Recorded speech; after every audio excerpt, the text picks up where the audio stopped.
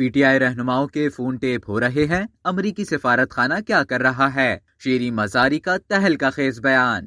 پاکستان تحریک انصاف کی رہنما شیریں مزاری نے امریکی سفارت خانے پر پارٹی رہنماؤں اور صحافیوں کے فون ٹیپ کرنے کا الزام عائد کیا ہے۔ سوشل میڈیا پر جاری بیان میں شیریں مزاری نے کہا کہ امریکی سفارت خانہ پی ٹی آئی اور صحافیوں پر نگاہ رکھے ہوئے ہے۔ جمعرات کی شام ایک کلیدی انگریزی روزنامے سے منسلک سینئر صحافی نے فون پر میرے ساتھ مراسلے پر بات کی۔